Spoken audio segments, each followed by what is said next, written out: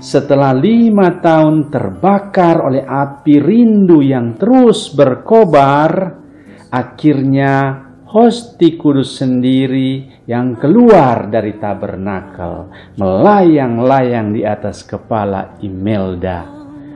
Pada saat itu juga, menjelang hari raya kenaikan Tuhan tahun 1333, Imelda diperkenankan menerima komuni yang pertama sekaligus yang terakhir. Bagaimana mungkin? Ikuti kisah selanjutnya. Tema pertama, komuni rindu jadi kekuatan di tengah ketidakberdayaan menghadapi COVID-19. Karena wabah pandemi COVID-19, Monsinyur Roli untuk MSC Uskup Manado mengirimkan surat gembala tertanggal 21 Maret 2020 kepada seluruh umat beriman dengan 4 poin utama. Pertama, supaya tetap kuat dalam iman, harap, dan kasih. Kedua, supaya menghentikan sementara semua kegiatan yang mengumpulkan umat. Ketiga, supaya imam tetap merayakan Ekaristi secara pribadi. Dan keempat, supaya umat mengembangkan Ecclesia Domestica. Mulai saat itu segala bentuk kegiatan bersama dibatasi. Tidak ada lagi kumpul-kumpul, tidak ada lagi pesta-pesta, bahkan doa dan Ekaristi pun dibuat secara online. Lalu bagaimana dengan persiapan Paskah? Dengan penerimaan sakramen tobat, pengurapan orang sakit, pemakaman orang meninggal, dan perayaan hari-hari besar Paskah. Semuanya tetap dibuat dalam kerinduan. Mungkin inilah pertama kali dalam sejarah kita begitu tidak berdaya sehingga terpaksa merayakan dalam kerinduan sakramen-sakramen gereja yang menjadi sumber kekuatan rohani kita. Namun semua patuh karena sesuai dengan maksud pemerintah, untuk selamat kita mesti meminimalisir dan melokalisir penyebaran musuh bersama kita, yaitu pandemi COVID-19 yang tidak kelihatan tetapi luar biasa berbahaya. Bayangkan, dari 1 orang saja yang positif COVID-19 ikut ibadah dalam sebuah gereja di Daegu, Korea Selatan, hari itu juga terjangkit sekitar 4.000 orang lainnya. Luar biasa dahsyat. Dan kita memang tidak berdaya. Karena itu semua harus patuh untuk tinggal di rumah supaya selamat. Pegawai-pegawai bekerja dari rumah, anak-anak belajar dari rumah. Jika terpaksa keluar, harus jaga jarak dan pakai masker. Sejak waktu itu, semua bentuk perjumpaan langsung tinggal kerinduan. Dan berkembanglah bentuk-bentuk pertemuan melalui media. Rapat pakai media sosial, belajar pakai media sosial, teman hari ulang tahun dirayakan dengan media sosial, bahkan mendoakan orang mati pun pakai media sosial. Bahkan perayaan-perayaan sakramental pun ikuti lewat media sosial. Mungkin ini gambaran keterpisahan kita dengan Tuhan, sehingga semua mesti dilaksanakan melalui tanda dan sarana, melalui sakramen-sakramen.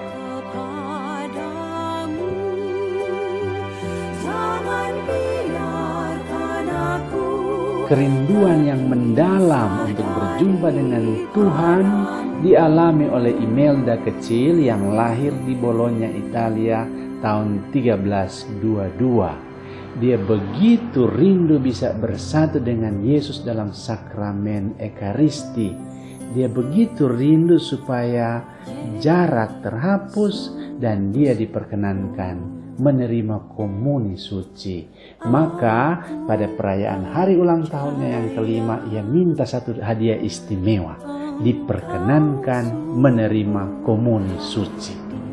Kedua orang tuanya, Egano Lambertini dan Castora, sudah membujuk dia dengan berbagai macam hadiah lain, Imelda hanya terkesan dengan hadiah rosario yang indah, tetapi tidak menghilangkan kerinduannya untuk dapat hadiah utama, yaitu boleh menerima komuni suci.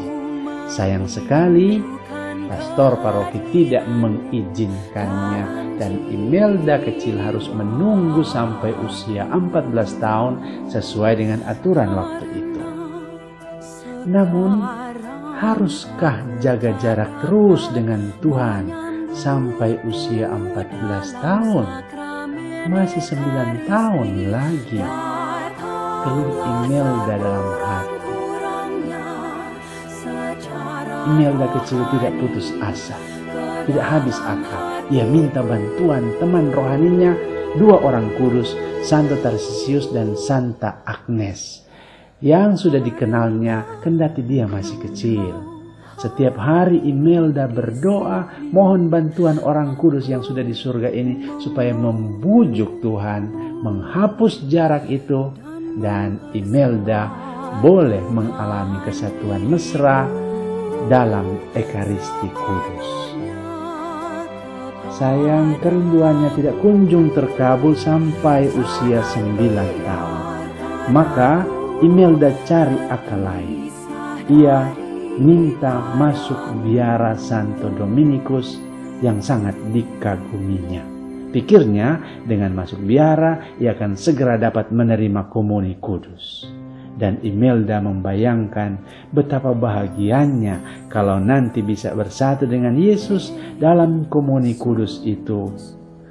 Mungkin aku bisa mati bahagia karena persatuan itu. Imelda membayangkan sambil tersenyum. Mendengar permintaannya untuk masuk biara, Egano ayahnya sangat mendukung, tetapi ibunya Castora agak terkejut, malah ragu-ragu karena Imelda ini anak satu-satunya. Dalam pergumulan, Castora membaringkan diri dan tertidur.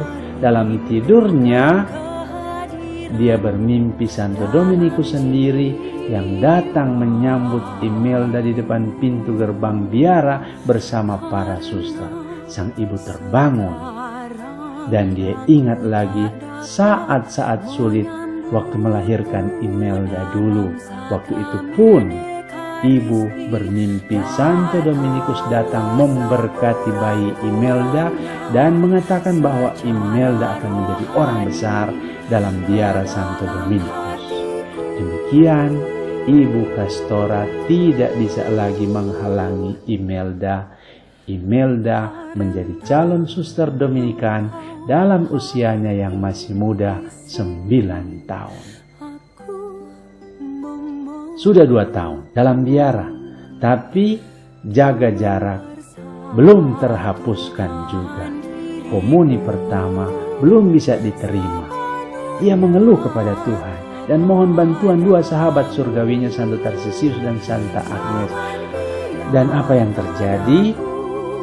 Menjelang hari raya kenaikan tahun 1333, ada bisikan lembut di telinganya, Imelda, engkau akan menerima komuni pertama. Wow, betapa bahagianya Imelda.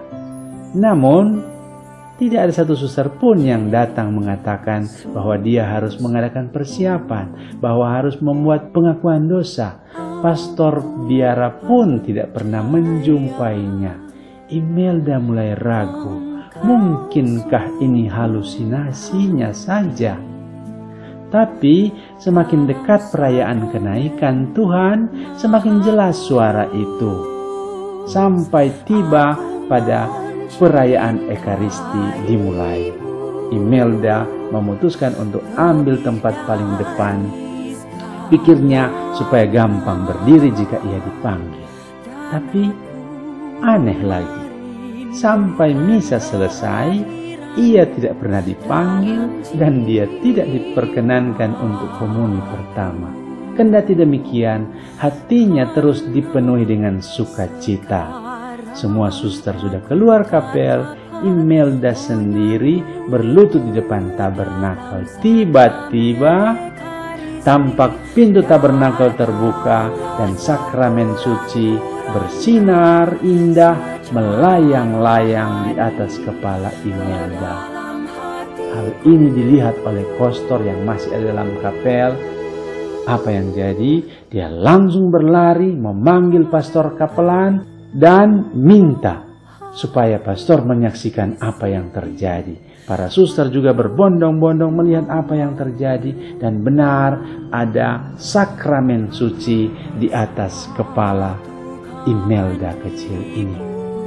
Pastor tidak kuasa lagi menahan semuanya. Pada saat itu juga pastor mengambil sakramen dan memberi komuni pertama kepada Imelda di usianya yang ke-11. Namun apa yang terjadi setelah komuni? Semua pergi. Imelda berlutut sendiri, berdoa sejenak. Ada wangi yang indah di sekitar kapel. Suster-suster temannya bingung dari mana ini. Mereka lihat ternyata semua ini berasal dari kapel di mana Imelda sendiri masih sujud berdoa dalam sukacita karena diperkenankan bersatu dengan Tuhan dalam Ekaristi Kudus. Mendekat meminta Imelda berhenti berdoa, tapi tidak ada jawaban. Mereka memanggil lagi, tidak ada jawaban. Pemimpin biara datang menepuk pundak Imelda, dan pada waktu itu juga Imelda terjatuh. Ternyata dia sudah meninggal. Meninggal sejak menerima komuni yang pertama itu. Demikian tanggal 12 Mei Imelda menerima komuni pertama sekaligus untuk terakhir kalinya di dunia ini, karena dia diperkenankan untuk menerima dan ambil bagian dalam perjamuan abadi di surga. Bagi kita pun semua sakramen, Ekaristi Kudus, Komuni Kudus masih tetap dalam kerinduan. Namun jangan putus asa. Lihat Imelda, kerinduan suci telah menumbuhkan cinta yang semakin murni dan membuahkan persatuan yang sempurna.